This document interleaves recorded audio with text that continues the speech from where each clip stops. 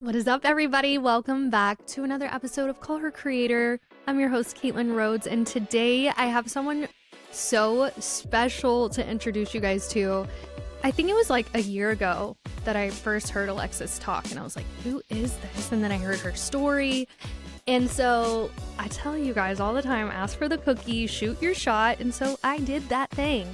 I'm here in Newport Beach, and so I sent Alexis a DM, and I was like, hey, crazy idea, but would you ever consider? And she was the sweetest human being and was like, absolutely, let's do it. So I'm going to be on her podcast. She's going to be on mine. But Alexis, welcome to Call Her Creator. Yay! I'm so excited to be here. Thank you so much for having me and for shooting your shot. Yes, shooting my shot. I did it. And she said yes.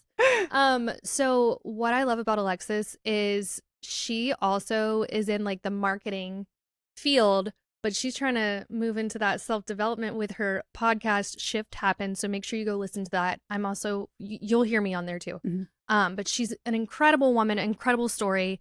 And so I think I want to start this off with you telling them your story, because it's absolutely like, it doesn't happen to people. Yeah. No, so it doesn't. Maybe we start there. Yeah, it's like a freak accident type of thing. Literally. And I'll preface this by saying, like, that's not, I talk a lot about this part of my story, but there's so much more other parts of my story that don't get this much attention because this is like a freak thing, but still are equally, that matter in the totality of the storytelling. But the one that you're speaking of that I shared on Lori's podcast happened March 16th, 1999. Mm-hmm. I am 8 years old and I was born and raised in Las Vegas. I had my stepmom and my dad. We were driving to the gas station. We were actually on the way to a casino. That's where I spent a lot of my time. My parents gambled so much, and I was basically raised in the kids' care at the casino. Okay, I didn't know this part. Yeah. And so I would spend, oh my gosh, hours at the kids club. I mean, they had like games and stuff. Like, did you like it or? I mean, for a few hours, okay, but when you're there for till midnight, it's kind of becomes excessive. Mm-hmm. So we were going there that night, and my stepmom and my dad were arguing in the front seat.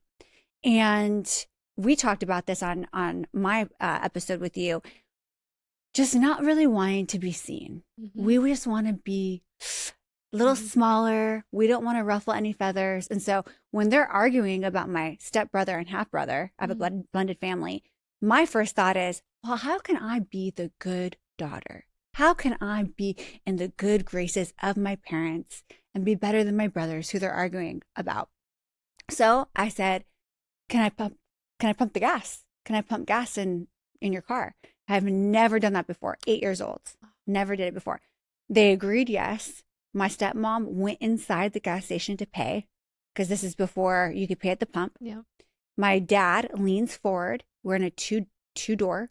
So he leans forward. I slide out of the back seat. I make my way. I click the cheapest gas, and I start pumping the gas. As I'm pumping the gas, I'm young. I don't really know. I'm like, I'm kind of pushing it. Something's not right. I'm like, is this working? Is it not working? All of a sudden I see gas kind of coming out, pouring out and onto the ground. And so I'm like, okay, something's wrong.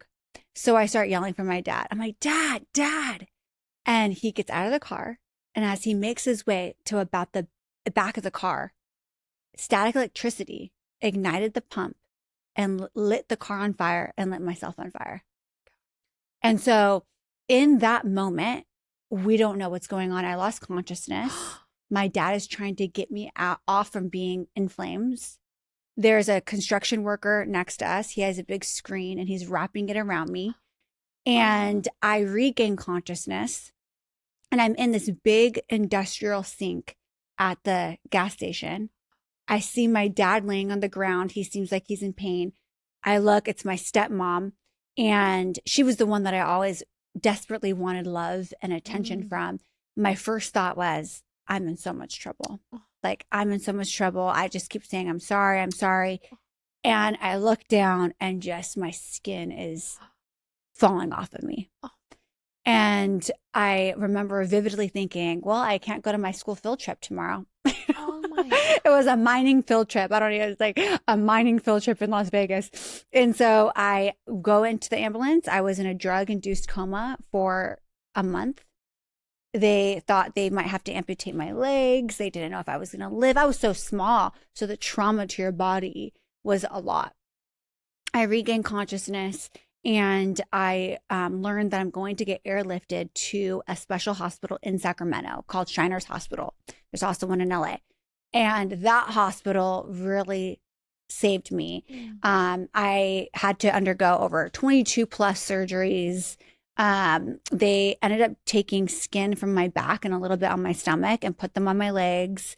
I had to relearn how to walk again. And honestly, endure so much pain. So much pain. We did dressing changes 2 times a day in the morning and the night.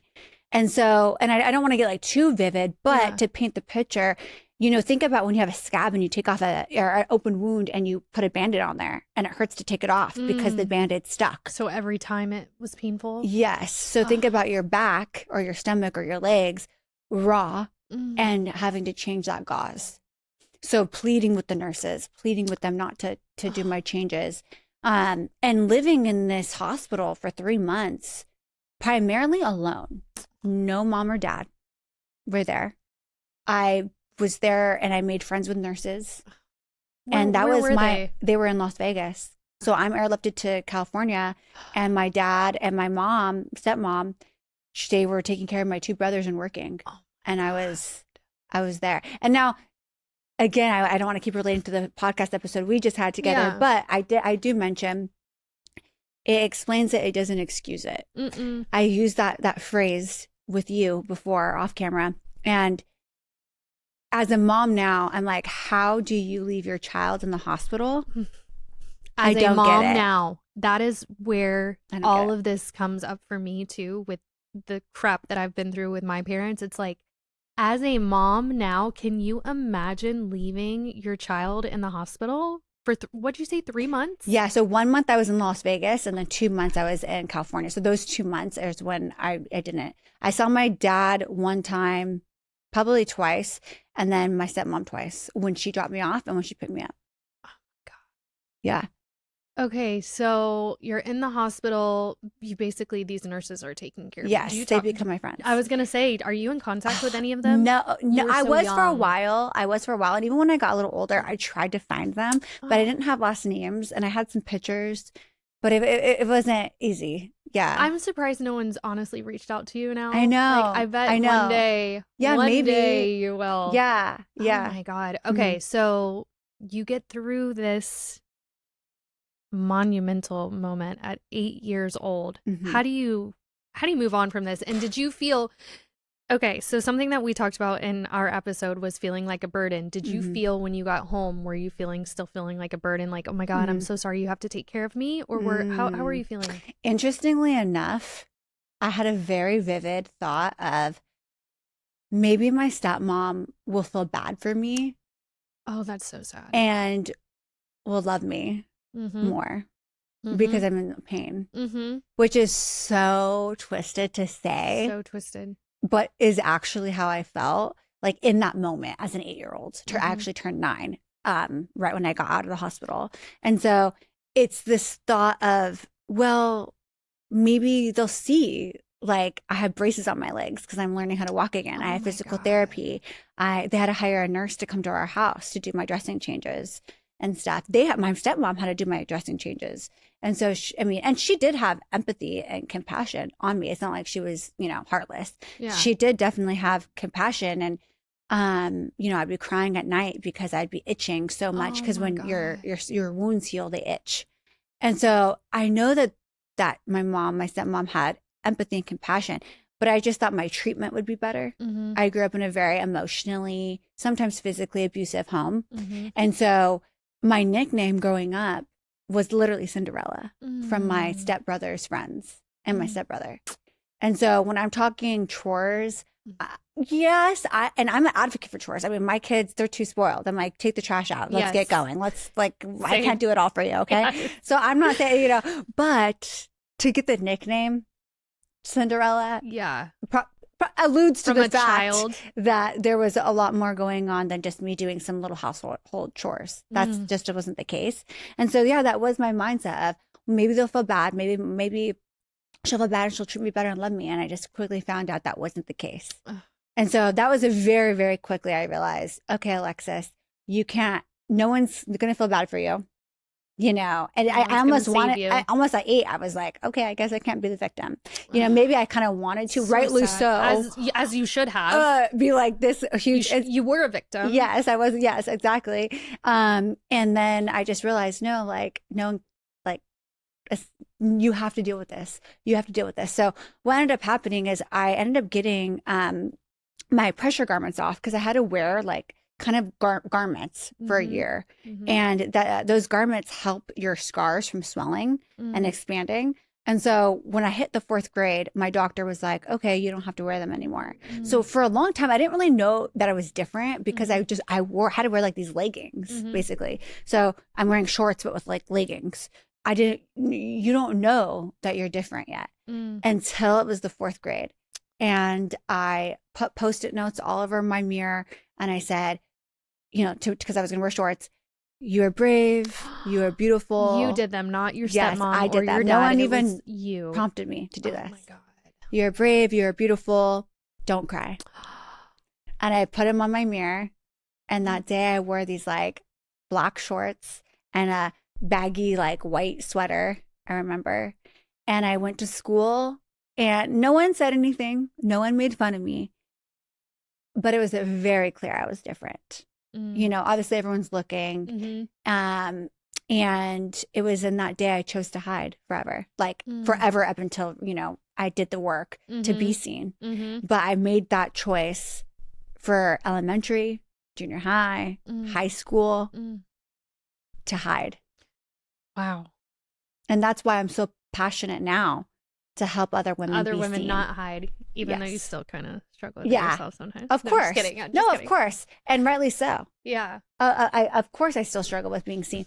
However, I think that it's night and day from the girl who would never go to the pool party, never go to the beach, never would cover up completely in the 120-degree weather in Las Vegas and not be seen at all. I mean, you know, so it's really night and day, the work that I've done.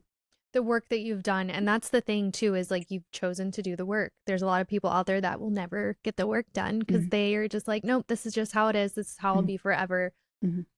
Are there people that you knew then that know you now that are like, wow, who is this new Alexis? Yes.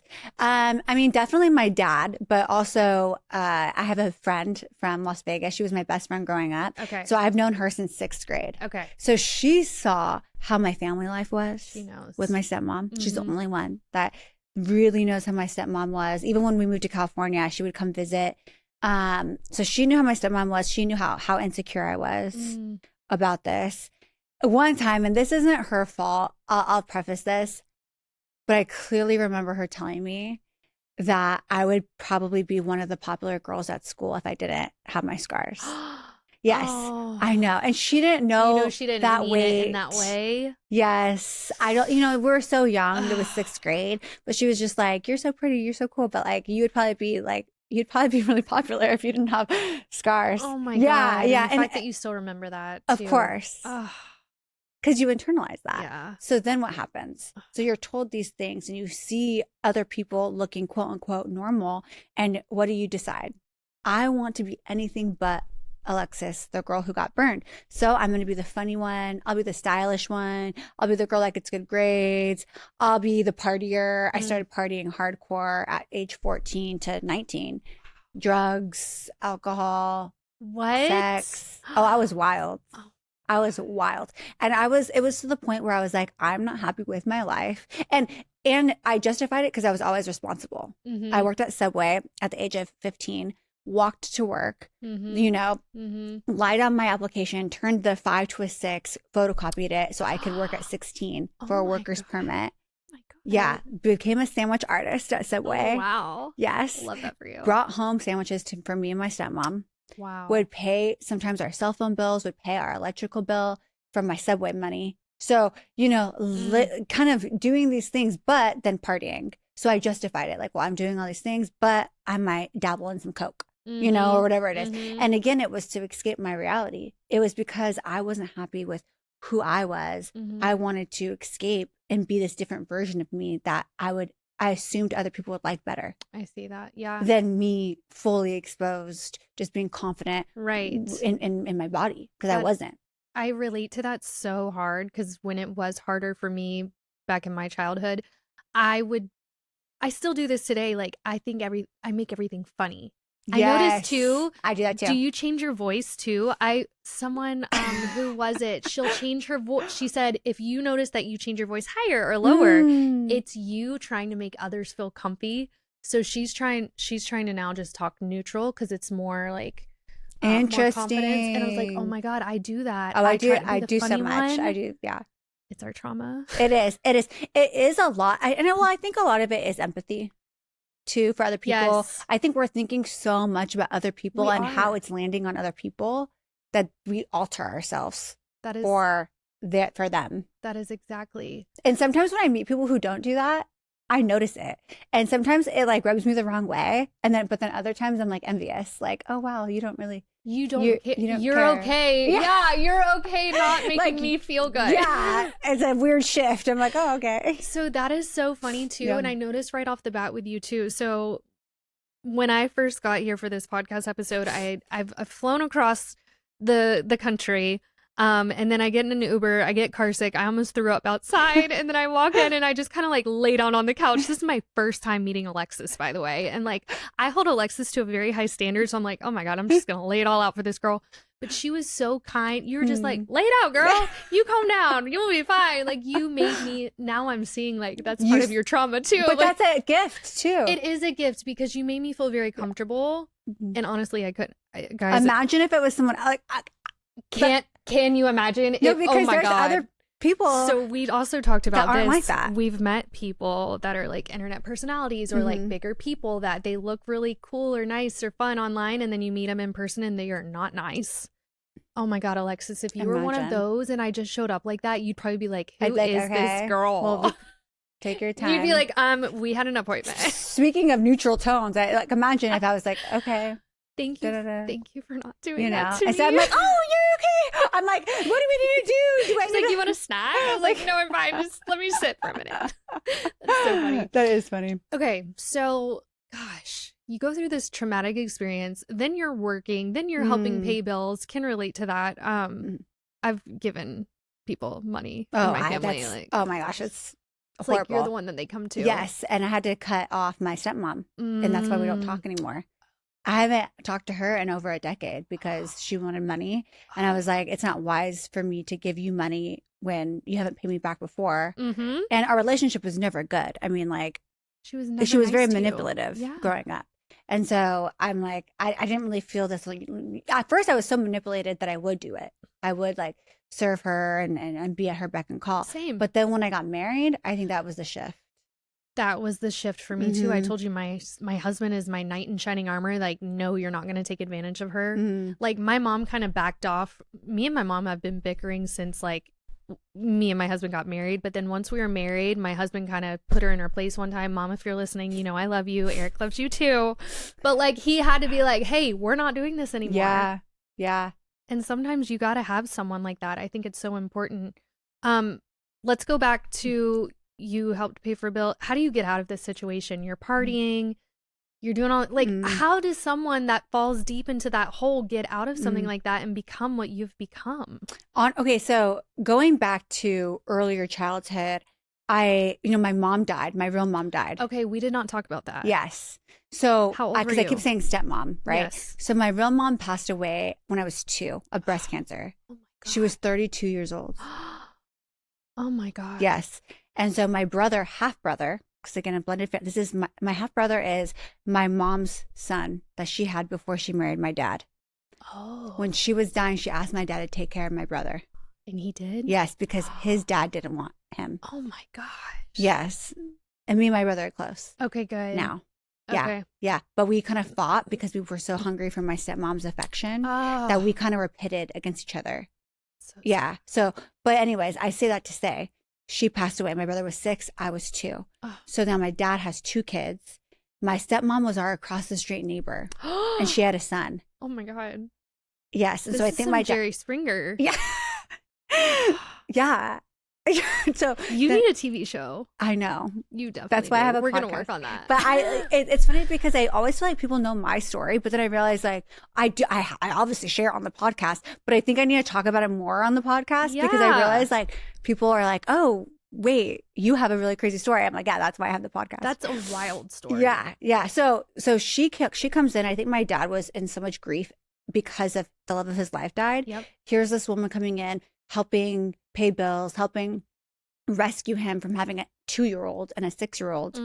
And so anyways, then they start this marriage. So I remember at a young age really just wondering how my life would be if my mom was still here. And I still struggle with that. I definitely have a mother wound. Yes. I look up to older women. I look at families and I crave that. And I'm divorced.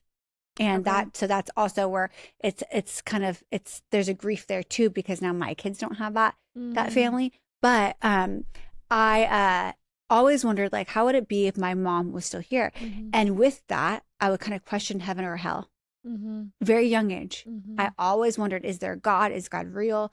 I had no idea what to believe. We were not raised anything. I'm Italian, but there was no faith in my family. We would say we're Catholic because we're Italian, but there was no belief, no church, nothing.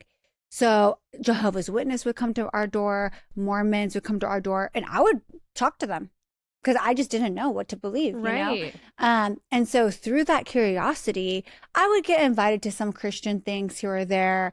In high school, I watched The Passion of the Christ, but nothing really. I was like, maybe. Yeah. But if I like sat down at night, I would be angry if there was a God because I didn't know why would God allow all of these bad things to happen in my life. If you are God, like if you are real, why is this my life? I couldn't make sense of it. Why am I going through all of this stuff? Like I did not like my life. I mean, for years. I couldn't wait until I was 18 so I could move out. And so when I turned 19, I was taking courses at a community college, and I enrolled in this philosophy course, and it was all about Pascal's reasoning. And Pascal essentially says, if you believe in God and he's not real, you've lost nothing. He's not real.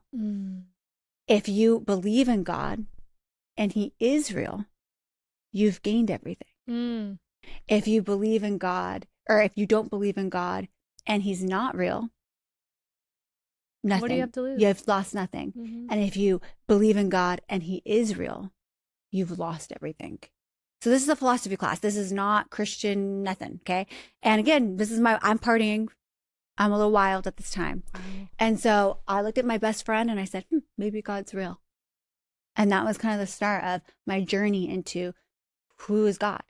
And so there was a few guys that entered my life. God was like, I got to get her through some guys. Yep. One guy invited me to go to this college ministry where I, live. A different guy that I had a crush on, he invited me to that same ministry. 2 different guys. Oh, Lord. Same one. Yeah. So I went, and slowly but surely my life changed. I completely gave my life to Jesus. I stopped drinking, stopped doing drugs, stopped having sex. Like I completely changed my life at 19, as only because of my relationship with God. Oh my God. Yes. So the shift is huge, because my dad too, like he was kind of more of my friend. He would come and play beer pong with me and my friends. We would go to the clubs in LA. I like gave him a makeover one time, and like we bought these clothes at the mall, and he like looked young. Like my friends liked him. And my friends' moms liked him. Like it was a whole thing. Yes. I would cuss so crazy. I had the worst mouth. And so it was a big change. The shift happens. Yeah. Oh. It was a big change. And so yeah, I don't cuss at all, which is like fine if people cuss. I just don't. And it was something for me where I was like, how can I change the way, like how could I be a light that's very noticeable? And it's by how I carry myself and how I speak. I want to do that. That was one of the things that I did. And it's not, that's my own conviction. I don't put it on other people, but it's something I do think you're prettier when you don't say dirty words. Yeah. I really do. Yeah. But so I don't. Like, I don't even like when the rap song comes on. One of my friends recently, we were like in the car and she looked at me and she was like, "You don't even cuss in the rap songs?" I was like, "No, I just don't." I love that. I actually love that. And this is what's so funny. Like, I'm telling you, we're soul sisters. So with my story, my grandmother was my mom until she died when I was 13 from breast cancer. Isn't that wild? Way. 4 days before I turned 13, she died. And that must have been it was grief. That was the first, and I think that's why I have separation anxiety from my kids, because I had profound loss at such a young age. And it was like you're 13, like all the life changes are happening. That's a pivotal. My daughter is about to be 13 in July. It's a pivotal moment. Age. It's a huge age. So I lose her, and she literally has been my light my entire life. But my difference with you is that I got really into God when she passed, because that was my only hope. That was my only hope. Because she was my angel, and now she's gone, and now I'm back to this torture through emotional abuse and all this stuff with my parents. And you probably felt abandoned in some way. I did. Yeah. And the only thing, God was the only person I could turn to and talk to these things about, because my mom was already grieving too, because that was her mother. Yep. Like, I can't imagine how my mom felt too. I was too young to really understand her grief. But for me, I turned to God at that age. And he still gets me through things like that. But that's so wild that we did that. So God is what changed your life. Is that what got you into like self-development and healing? So during that time, I was already going to school for counseling. I was majoring in psychology. You were going to school for counseling. Okay, I thought you were in counseling. I was like, no, I actually never went to counseling my whole life. I did for childhood. Okay, I didn't either, and I should have been, but I did when I was an adult. Well, you would think my parents would be like, she just endured all this traumatic stuff. Maybe we should get her some help. She should probably talk to someone. Are you good, Alexis? I don't think everyone. How are you dealing with this, honey? Never. Do you feel like nobody in my life was like, how are you dealing with? And I was so self-conscious. I wasn't wearing things. I was, Do you think your dad just didn't know because he was a man? I think my dad, because we've had a lot of conversations, and he doesn't love how open I am on social media or the podcast, but it's my story. So for me, I think my dad, admittedly, he was in denial about how bad the home life was with my stepmom, because he was grieving his wife that died. He didn't know what to do with these two kids. And then he has the stepson now, and he was depressed. His daughter just got burned all over her body. He probably felt like a victim. Yeah, he got burned on his hand a little bit. He had to endure, different things with his work. And so I can imagine the mental strain that he had to go through, seeing his daughter going through this heart-wrenching situation, not being in a marriage that he was happy in. There was a lot of things that my dad went through that I have so much compassion and empathy for. However, I think that he stuck his head in the sand when it came to taking care of his kids, period. That's just the facts of it. Yep. And so I just don't think he showed up. And then I think when I did let him in as like a friend, he took that opportunity to kind of be like more of the friend dad. And so he did do that. That's so I have compassion for my parents too, because like my dad came from a very abusive dad. So I have compassion for him there. But then I'm like, what did we say? Like it explains it. It doesn't excuse it. It explains it, doesn't excuse it. My story runs so deep, but I don't talk about it, but I love. Yeah, you should have shared that on my podcast. I know. You're kind of pulling me out though. It is my story to share. So I have compassion for both of my parents, but like, that's what happened. Yes. But your story is still your story. It's still my story. But I also feel like society, when we were younger, no one asked about your feelings. You're so right. So I remember my stepmom was going to counseling because she had a lot of I think she battled with depression a lot, bipolar, undiagnosed or something, but I think she was bipolar, but definitely depression. She wouldn't leave the house sometimes. Both my parents. Like my mom wouldn't get out of bed half the time. This is exactly, like with my stepmom, she was addicted to pain pills. She had a really bad back. So she was very dependent on pain pills too. And so I was the parent. So I remember her going to therapy. And I think, she did it. but never was I ever asked. So that led me on this journey before I even encountered God, where I said, I want to help people not feel the way that I felt when I was little. Yes.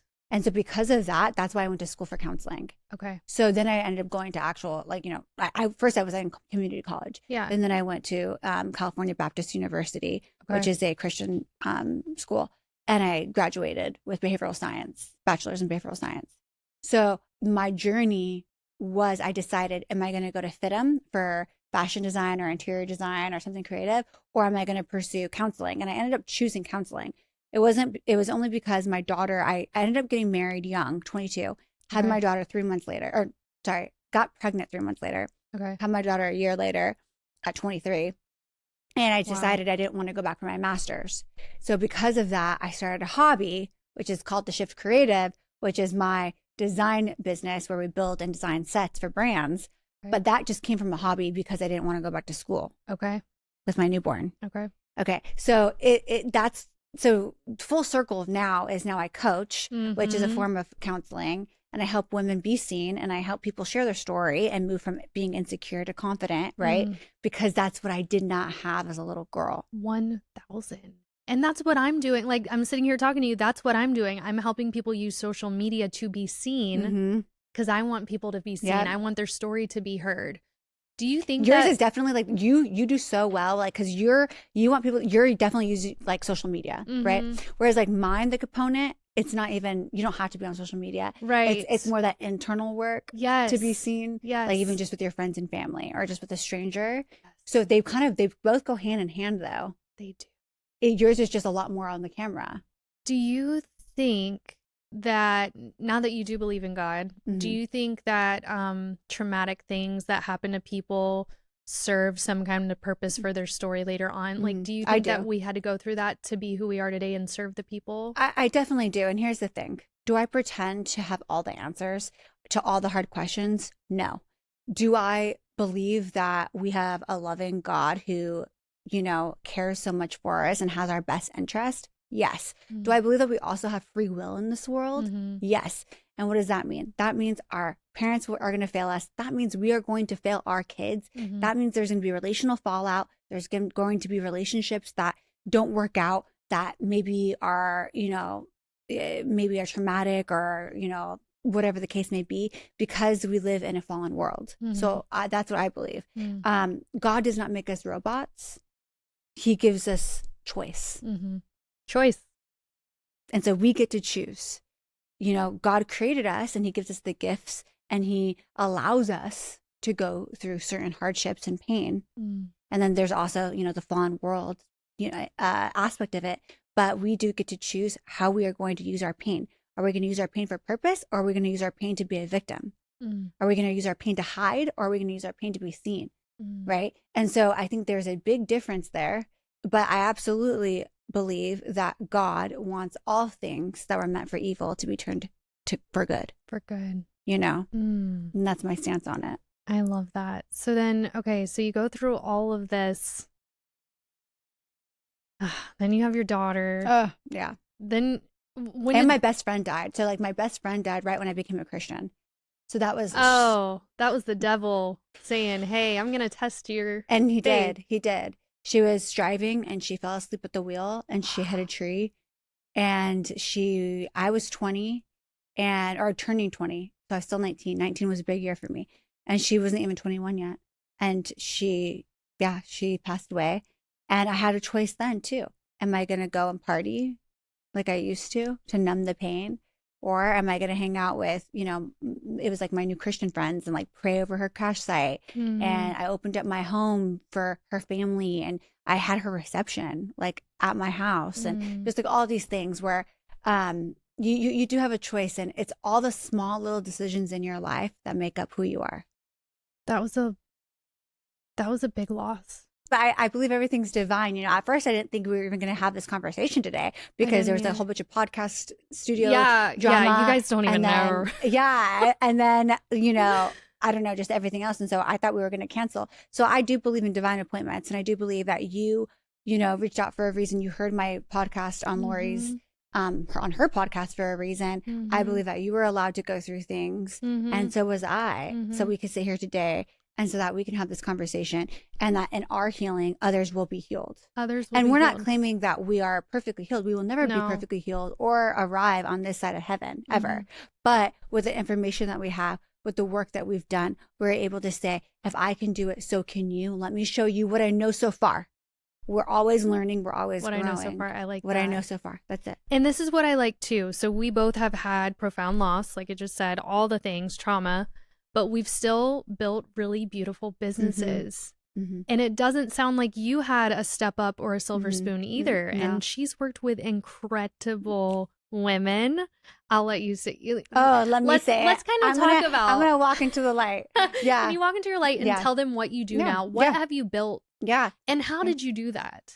Oh gosh. So like I mentioned with my daughter, when she was born, she was about 6 months old. And a lot of my friends actually encouraged me, Alexis, start a blog. This is when blogs were a thing, you know? And I was like, are people even gonna look at this blog? Like I wasn't in that world at all, blogging or anything. And they're like, yeah, just do it. Like, you're so creative, you know, and this is spanning all creativity. So think about interiors, fashion, DIY. I was doing it all. So I started this blog, The Shift Creative. And my friend, she knew how to do a website and she knew how to do graphic design. So she put it up there and I came up with the name and whatever. So for a minute there, it was just me posting DIY and photo shoots. And I would do a lot of free stuff with different vendors that I knew, like, oh, my friend, she does baked goods and she can make super cute, like baked goods that look like an ice cream, but it's like a Rice Krispie. I don't know, like back in the day, right? Like, it's like a styled shoot. It's fake. But the goal is to get the footage and so that you could post it on Instagram, but that you can get published in a blog. That was all the rage. You want to get published. Right. So my very first one, boom, got published. And it's hard. It was hard. That's what they said. Who was it with? Do you remember? Green Wedding Shoes. Oh my God. Green Wedding Shoes was the first blog. Then from there, it was Style Me Pretty. Then Inspired by This. And I never got rejected. Like, it was so weird at the beginning. I was like, oh, I must be good at this. Literally. And so from there, from doing these photo shoots, I worked with brands doing styling, prop styling, like product styling. So I actually did Goop's ingredient styling for their website. So crazy. I was so underqualified, to be 100% real with you. We typically are. So underqualified. And you have to and fake her it till you make assistant it. was there, like, oh my gosh, it was so crazy. But I would do a lot of like product styling at first, wardrobe styling. And then I would create like backdrops for some of the products and stuff. And that's where I was like, well, what if I did large scale art? So then I would be up on a scaffolding, macrameing huge ropes, like for art installations. And like just like 25 feet long macrame. And then I would be making these little like paper like geodes and like doing these installs. Like it's so crazy. I'll have to like show you some of the older stuff. But it was just me like doing this stuff. And then younger girls, they would reach out and they asked if they could intern for me, like for free. So like for years, I started implementing an internship program where they would come learn from me for free. And they would just help build all this stuff with me. And from that, it turned into, then I had a warehouse, then I had employees, then I had trucks, then we're woodworking. I work a fabrication team now. Now I'm doing stages, you know, and then Create and Cultivate was the one that really put me on the map. Huge. So Create and Cultivate, she had followed me actually, Jacqueline. And then back in the day, we just chatted and she was like, you're on my list to reach out. Like, you do such good work. And I had offered to do, I think I offered to do it for free for the first one I did. And it was Kim Kardashian in front of it. Shut your mouth. Yeah, it was Kim Kardashian and Chrissy Teigen in front of the backdrops. Yeah, my very first one. So I love this too. For people out there that do want to do something, are you okay with saying, hey, do a couple things for free to get your name out there? I think that this day and age, I don't know if it's this generation, if it's Gen Z, I don't know, whatever it is.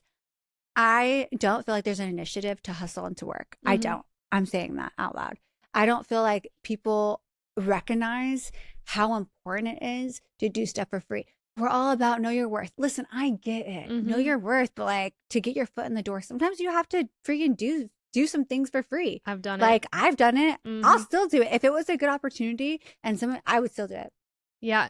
Same. It just depends on what it is. I'm learning too in business, like the proximity that Lori talks about proximity all the time. I'm like, that's such a baloney. No, it's so not true. It's not baloney. And I've done numerous things with Lori, lots of her backdrops too.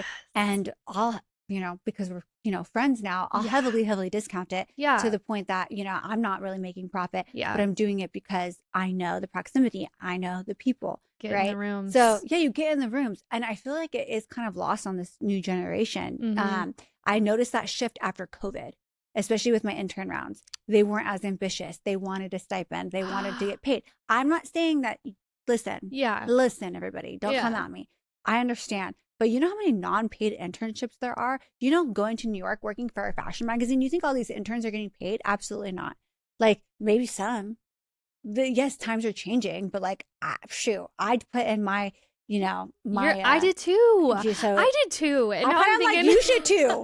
Okay, you're so right. I have 2 interns I'm not now. scared to say it. Like, this. No, it's so true. And I love my interns. One of them is my little sister, but they're both paid. Okay. Like, I need to be like, you know what, little girls. Listen, I always love say, y'all. Well, so mine was 6 months, a 6-month program. Okay. And then I would say there's room to get hired on after. Yes. And since I'm a creative company, I would be like, pitch me ideas. And if I like your idea, we can build it. Right. Like, that's for your portfolio. That's for, like, you're learning like woodworking and painting and like there's skill sets here that you're learning. 1,000. But I think a lot of people would start to get a little entitled, like, oh, well, Alexis isn't out here painting and sawing anymore. Oh, where I was for years. Oh, I'm sure that's been said. And I love my employees. I hope they love me too. But I'm sure that's been said too when they're doing the grunt work. But they don't know what all it. It's took like, okay, if you want your own there. business, start your own business then. My and husband that is my says, mindset. He says that all the time. If you want your own business, if you want your own podcast studio, because you're mad that the owner's not there, start your own. Start your own and see how it's really like. And then get all that. The freedom and the flexibility is because we put the hard work in at the beginning when no one was there to help us.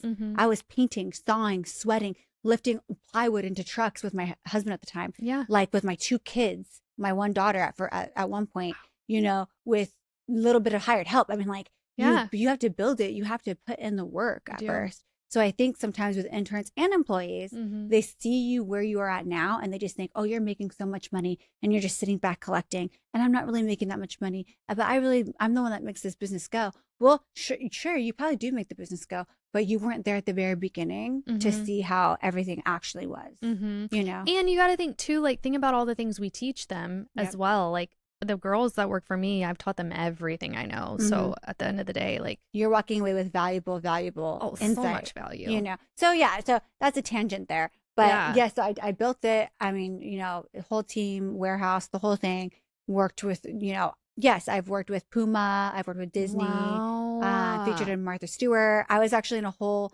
Michaels commercial campaign where they came and they filmed me doing all this creative stuff at my warehouse, and I was on like poster boards like throughout all the Michaels. I was like, meet Alexis, like, it was super cool, super cool. What do you do with those really cool working relationships that you've made? Do you do anything to nurture those after the thing has happened? I have tried, and here and there we'll keep in touch, but sometimes they kind of fizzle out, and sometimes, to be truthful, like, I'll just get so busy with the next thing. And I think as a high achiever, sometimes we don't really savor that moment and we don't really understand how important it is until maybe years later. Yeah. Because now I can say, oh my gosh, I was on a Michaels commercial. Like, people recognize me. No, like, that's wild. Like, literally in Canada, people would like DM me and like send me pictures of myself or like on the commercial, like on TV. And so it was just, but in the moment, it's like, yeah, that's cool. And then you kind of move on. What's the next thing? But I do, to your point, that would be a good word for the listener is, yes, nurture those relationships.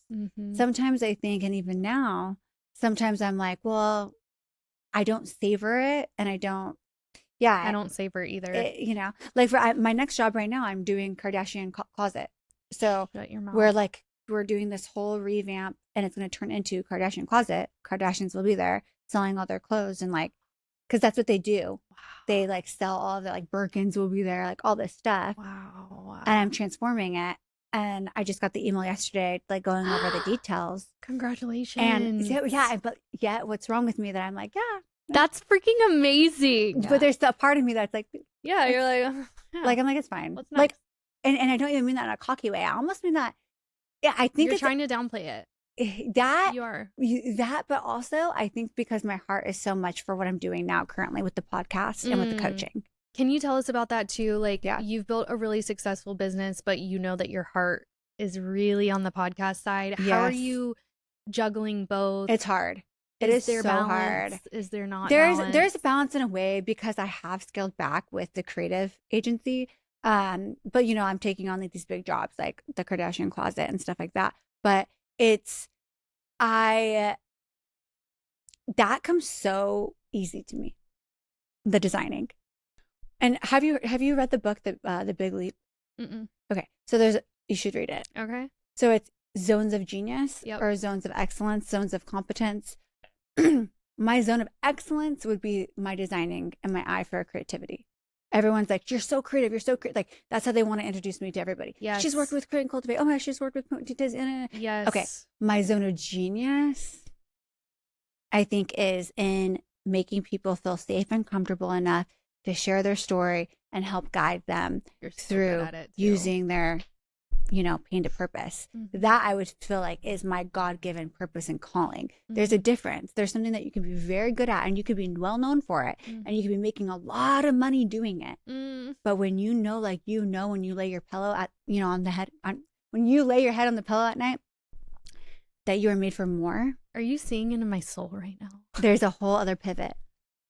And sometimes it's less money.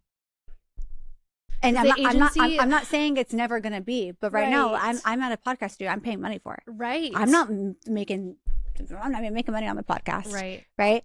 I think people can see you on a camera and see you with the mic and they think, oh, you're making a lot of money doing this. No, this is an investment because I'm so passionate about it. Podcasts are an investment, guys. Just so you know, like, we are doing it for you. Literally. This is like nothing. Yeah.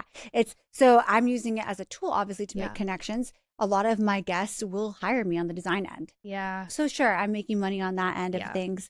Hopefully, sometimes, you know, it's not a given that I'm interviewing guests that use me for the design aspect.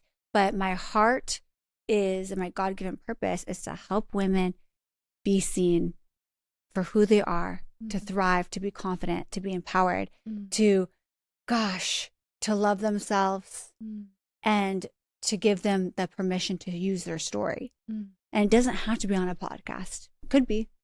Could just be with their mom. Could just be with their closest friend. You know? Can I ask you one thing? Yeah. When people introduce you, are they still introducing artsy?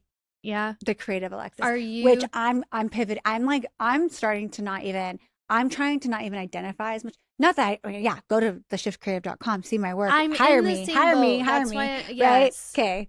But are you correcting people and being like, hey, I also. Yes. I don't know if it's correcting as much as maybe like an add-on. I'll be like, and I'm a podcast host and I coach women to be seen, you know. I'm in the same boat. The influence marketing studio is our moneymaker. I love it. But I really love helping women feel seen. And that's why Call Her Creator was started. And when you're I get doing those DMs saying, oh my God, I needed to hear that episode, that fills me up so much more than them being like, Katelyn, I loved your reel. You know what I mean? Or like, wow, that social media tip was so good. Yeah. And listen, it is good. And it is helping people. That is still helping people. Just like my design work is helping people. Right. You know, it's still a service that helps people, but it's just in a different way. And I think I started getting kind of caught up, like working with the brands, showing myself like on my other page. You kind of get into that world. You do. And you want to be keeping up with the Joneses. And I don't think I noticed it in the time, but I do think it fed my ego so much. No, I'm there right now. Yeah. So there's a little bit of ego in it. And you're like, oh, you're finally getting what you wanted. And it's hard it's hard to separate yourself when you've been known as that girl for so long, that woman for so long, the creative woman, the woman that does the marketing agency, whatever for you, right? Yeah. And for me with the creative end of things, when you are known, that becomes your identity. It does. So there's an identity death I'm currently experiencing. Okay. And I'm learning how to almost rebuild a new business that has nothing to do with me being creative. Ooh. I have to use that to get my foot in the door, or use it to say, look, I was successful when I did this 7-figure business. Yes. Okay. To give me some credibility because you don't know who I am. Yeah. You know, to trust me. with your investment, you know, and becoming the best version of yourself. So I have to use it, but there's definitely a identity death, and I've really struggled with that. I've really struggled. For any women that are listening right now and they feel like they're being called to do something that they're more passionate about, maybe they're stuck in a 9 to 5 or a corporate job, or maybe they've stayed at home with their babies and they're Yeah. ready. What would you tell them to do? What's your best piece of advice for those women? Well, one, I think you need to be super clear on your why. Because if you just want to like start something and you think you're going to start making all this money right away, I just don't think that's true. Yeah. And I think we're in the age of social media where everyone is making $1 million a week, right? Everyone is saying, okay, I just started these courses and now I'm making all this passive income. I'm not saying everyone's lying. I'm saying it's not as easy as they're making it sound. Like, I started a podcast. I started coaching. It's not as easy. So I just want to like pull back the curtain real quick, a little reality check that it's not as easy as people are making it like seem on social media. Number one. But get super clear on your why. If your why is you want to change people's lives, that's a pretty big why. Or if your why is like, you know, my kids are going to school and I've lost myself. I've lost myself because my identity has been so wrapped up in my kids. I need to find out who I am. That's a pretty big why. Like, get clear on the why. And I think it does help everything else, because there's going to be doubt. It's you versus you. Gosh, and your old self wants to stay exactly where you've always been. And it wants to whisper to you that you aren't qualified, that you don't know enough. And it's going to keep you chained to that old version, and it will never allow the new version to come through, ever. So you have to take the small steps first. Clear why, small steps daily. If you try to chew too much, at first it can feel a little overwhelming and you might want to like kind of go back. But I would say just take each day, decide who you want to be and make steps to be that person. That is a mic drop moment for me. I love that. Alexis, how do you want people to work with you, find you? Any upcoming projects or fun things you have in the pipeline? I am offering group coaching, and I do offer one-on-one coaching. It's higher ticket because I really walk through everyone's struggles, the women's struggles, my clients' struggles on a deep level. But I am offering group coaching coming up here end of July. So, and it still would be intimate. But it will allow women to hear from each other. It will give them the accountability. Yes. And so when you hear others' stories, here we are. When you hear other people's stories, then you're like, oh, okay, so you did that and that helped you. And then, you know, so I am opening up the group coaching, and then yes, the one-on-one. Those are my two main offers that I have right now. And the whole premise, you guys, is, you know, you're hearing my story, you're hearing Katelyn's story. At one point in our lives, we chose to hide. We chose to not be seen. And in a series of events that we had to do, that we had to take action, we decided we no longer want to hide. We want to be seen. We want to be visible in one way or another. And the only way we could do that is to be brave enough to take the next best step each and every day, and to push through, honestly, to work through those unhealed parts of ourselves, right? So we have to do the work. And that's the work that I do with my coaching client. I love that. Sign me up.